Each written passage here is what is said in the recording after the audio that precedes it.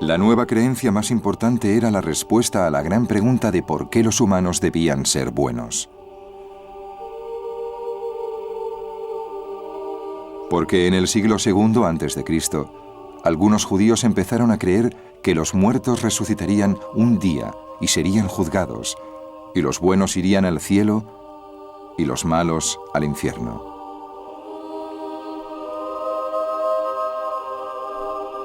Los que abrazaron esta creencia apuntaban como prueba a las insinuaciones que aparecían en la Biblia sobre la otra vida.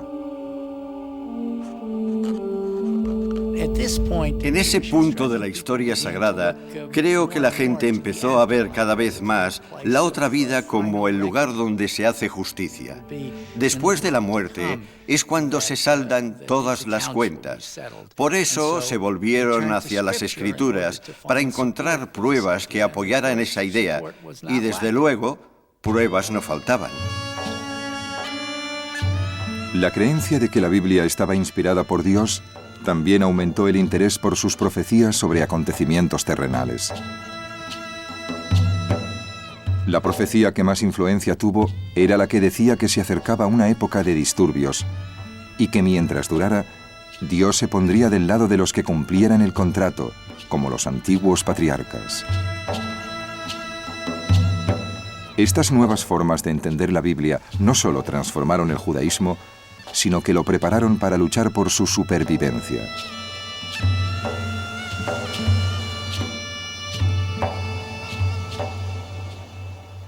A la muerte de Alejandro Magno, una nueva dinastía griega llamada los Seleucidas tomaron el control del Oriente Medio. El primero de los reyes seleucidas se contentó con permitir que la cultura griega transformara gradualmente a sus súbditos en griegos. Pero en el año 185 a.C., un hombre muy poco corriente subió al trono de los Seleucidas. Era Antíoco IV, pero sus súbditos le conocían como Antíoco el Loco. Uno de los primeros decretos de Antíoco, recogido en el libro de los Macabeos, exigía que todos sus súbditos sustituyeran sus tradiciones ancestrales por las griegas.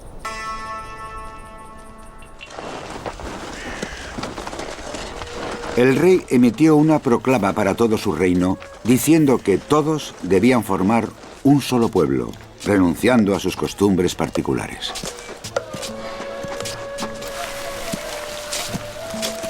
Muchos pueblos de la región ya habían adoptado el estilo de vida griego, pero los judíos devotos no. Se disponían a enfrentarse con un dilema: renunciar a su fe o luchar para defenderla. Antíoco, al principio, confió en un sector de judíos que habían abrazado la cultura griega. Para aumentar su influencia, vendió a uno de estos judíos el puesto más importante de Jerusalén, el de sumo sacerdote del templo.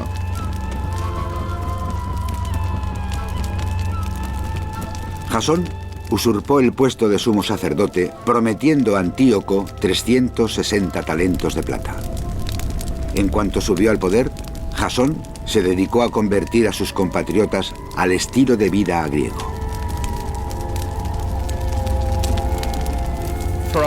Para un sumo sacerdote de Jerusalén en el siglo II, la cuestión era muy sencilla: apuntarse al carro de los griegos o no, quedarse aparte o unirse a un proceso social que se había extendido por todo el Oriente Medio de la época. Encontramos sumos sacerdotes que están dispuestos a dar un paso más y a apuntarse al carro de Antíoco IV Epifanes. Eso provocó una reacción violenta, porque muchos judíos consideraron que eso no era ni más ni menos que una herejía.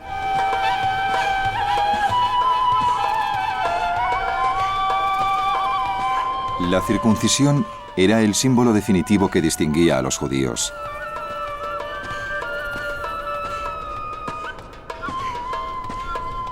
Pero durante el mandato del nuevo sumo sacerdote, muchos sacerdotes del templo se hicieron una cirugía cosmética para disimular la circuncisión y así poder participar desnudos en los Juegos Olímpicos.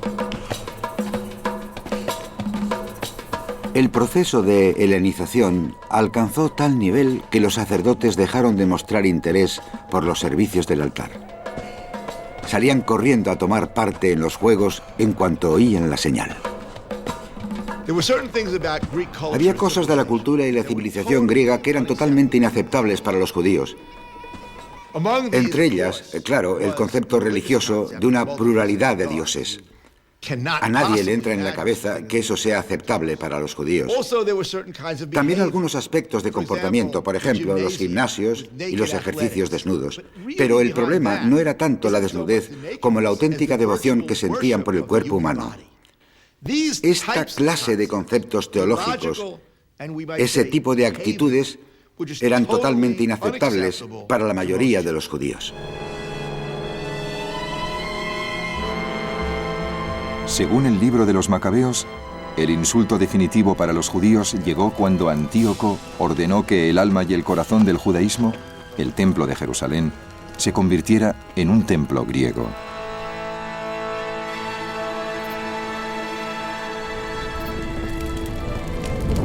El rey mandó a un hombre a que obligara a los judíos a profanar el templo de Jerusalén y dedicarlo al Zeus olímpico.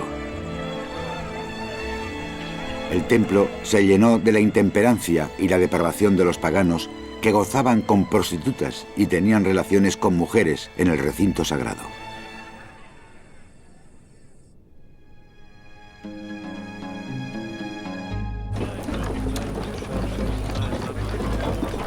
La revuelta contra Antíoco empezó en el campo, porque el rey había ordenado a sus hombres que viajaran de pueblo en pueblo con un ídolo de Zeus.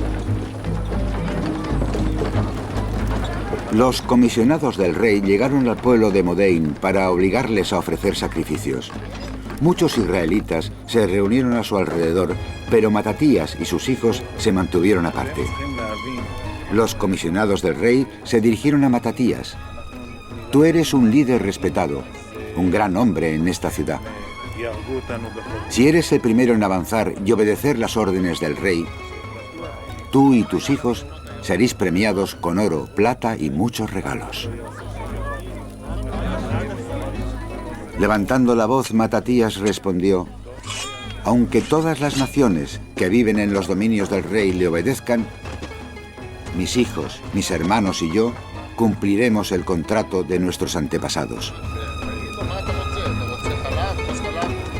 Cuando terminó de hablar, un judío se adelantó ante todos para ofrecer un sacrificio en el altar. Cuando Matatías lo vio, ardió de ira. Mató a los comisionados del rey y destrozó el altar. Luego huyó con sus hijos a la sierra. Matatías y sus hijos fueron conocidos pronto como los Macabeos.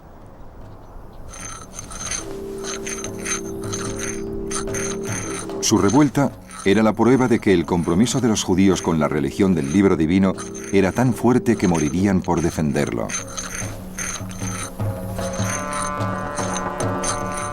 Los macabeos fueron a la guerra para terminar con la persecución religiosa, para reclamar el templo y purificarlo. Es la primera vez en toda la historia del mundo que una guerra empieza por una cuestión de libertad religiosa o de libertad de conciencia. También era la primera vez que el Estado se metía en las tradiciones religiosas y el resultado fue que la gente se negó. Iremos a la guerra, no podemos tolerarlo. Esa fue la guerra de los macabeos.